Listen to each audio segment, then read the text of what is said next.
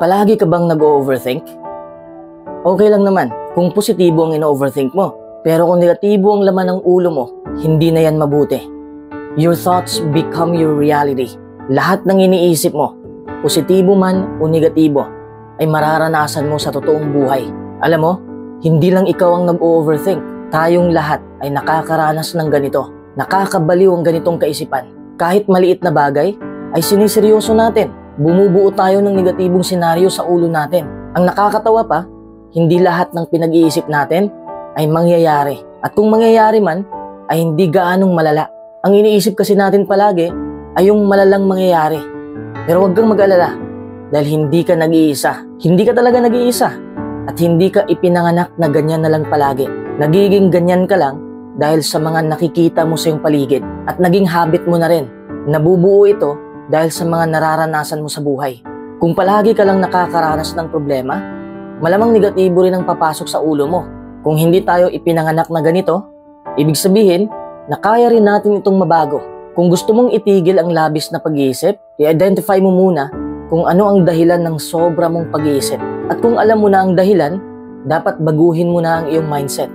Alam kong hindi madali, pero kailangan mong pagsikapan. Gusto mo bang kumalma ang isipan mo? Una sa lahat, alamin mo muna kung ano ba ang overthink. Ito yung nag-iisip ka ng sobra o pinag-iisipan mo ng matagal ang isang bagay. Natural na sa ating mga tao na mag-isip talaga para makagawa ng desisyon. Mag-isip sa kahit anumang sitwasyon para may ma-aksyonan tayo. Pero kapag sobra-sobra na, sa halip na solusyon ang makikita mo sa iyong imahinasyon, naging negatibong senaryo na. Paano kung hindi ako papasa sa exam? Paano kung malulugi ang negosyo ko? Paano kung wala akong maipon? Paano kung mawalan ako ng trabaho? Walang katapusang what if.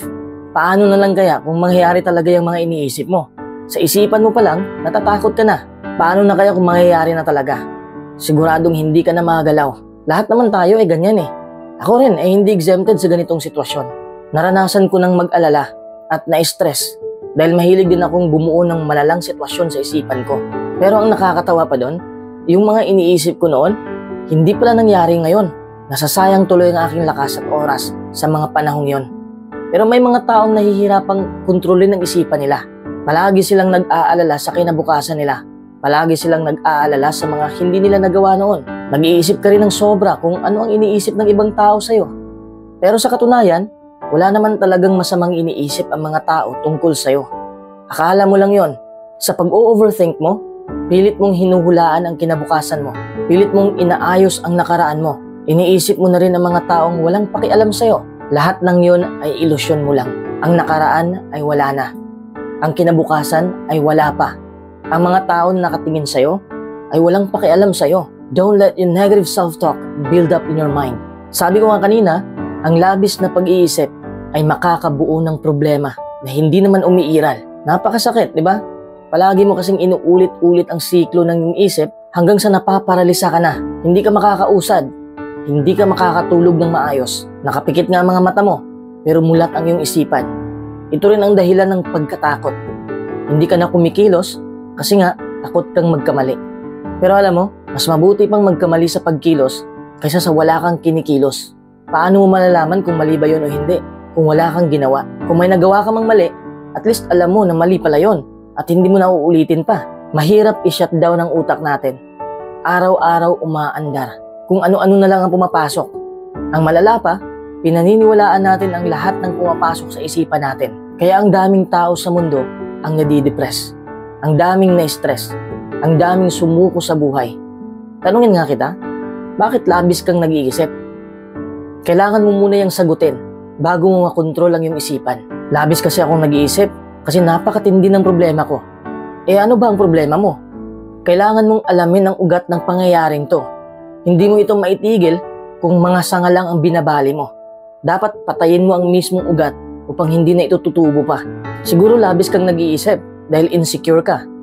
Kulang ka ng tiwala sa sarili mo at sa ibang tao. Kung yan ang dahilan, kailangan mo munang tratuhin ng maayos ang sarili mo. Kailangan mong mahalin ang sarili mo. Nag-o-overthink ako kung hindi magre-reply kaagad ang partner ko. Ibig sabihin na kulang ka ng pagtitiwala. Isipin mo palagi na hindi mo makukontrol ang lahat ng tao. Kung gagawa sila ng ikakasakit sa'yo, wala ka nang magagawa doon. Kasi yun ang kagustuhan nila. Yun ang pinipili nila. Pero bakit nga ba natin itigil ang labis na pag-iisip? Sa totoo lang, may benepisyo naman ang labis na pag-iisip. Dahil dito mahuhubog ang ating pagkamalikhain at pagdidesisyon sa buhay. Ito'y tagatulak sa sarili natin. Depende rin kasi kung ano ang iniisip mo. Ikaw lang naman ang nakakaalam kung nakakasama ba yan o nagtutulak ba yan sa'yo tungo sa tagumpay.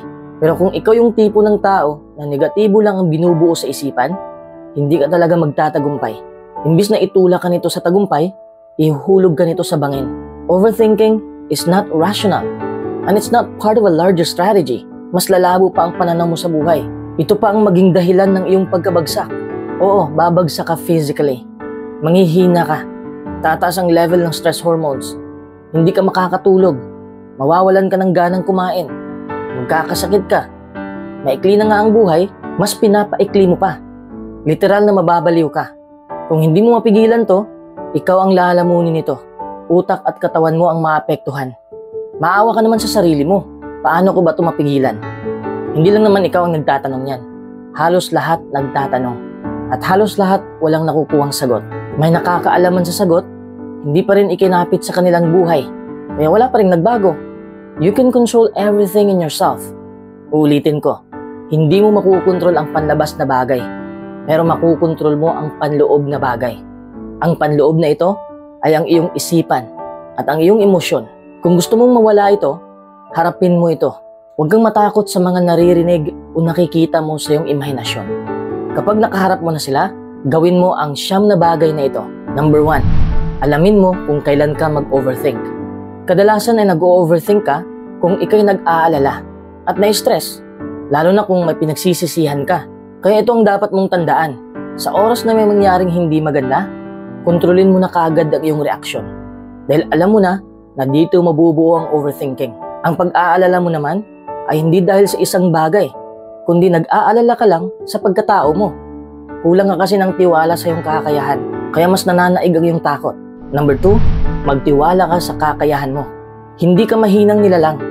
Marami na nga tayong natural na problema, dinagdagan pa natin. Kinakalaban natin ang mismong sarili natin. Kung hindi ka naniniwala sa kakayahan mo, sa kalakasan mo, sa sarili mo, bawat aspeto ng iyong buhay ay magiging tagilid. Paano na yan? Ganito na ako eh. Bakit ba tinanggap mo na ganyan ka na? Parang mahal mo na yata ang negatibong sitwasyon na yan. Paano ka maging positibo sa buhay? Kung tinanggap mo ang negatibong sitwasyon, wala kang mararating sa buhay kung nakatali ka na sa kadilimang to. Ito ang nagpapahinto sa buhay mo. Number 3, mamuhay ka sa araw na to. Hayaan mo na ang nakaraan. Huwag mo munang pangunahan ang kinabukasan. Tanging ngayon lang ang iyong mahahawakan. What if ganito o ganyan? Dapat ginawa ko to. Stop thinking about it. Hindi mo mababago ang mga sitwasyong nangyari na. Kung nagkasala ka noon, kung may hindi ka nagawa noon, hindi mo na yun mabubura. Magmamarka na yun sa buhay mo at sa buhay ng ibang tao. Ang tanging magagawa mo lang ay kung ano ang ginagawa mo ngayon. Huwag mong hayaan na ang labis mong pag-iisip sa mga bagay na walang kabuluhan ay sisira sa mga pangarap mo at sa buo mong pagkatao. Number 4, matuto kang mag-meditate. Ang meditation ay tutulong sa'yo upang pakalmahin ang iyong kaisipan. Pumunta ka sa tahimik na lugar at doon mo ibuhos ang iyong mga negatibong saloobin. Mas mararamdaman mo ang iyong buhay ngayon. Mas makukontrol mo ang takbo ng iyong isipan at emosyon. Mas madali mo ring mapansin ang mga bagay na nakamit mo na. Madali mo ring makikita ang kagandahan ng paligid. Hindi ka ba magpapasalamat kahit ang gulo na ng buhay mo? Pero napakaganda pa rin ang pagtrato ng Diyos sa'yo.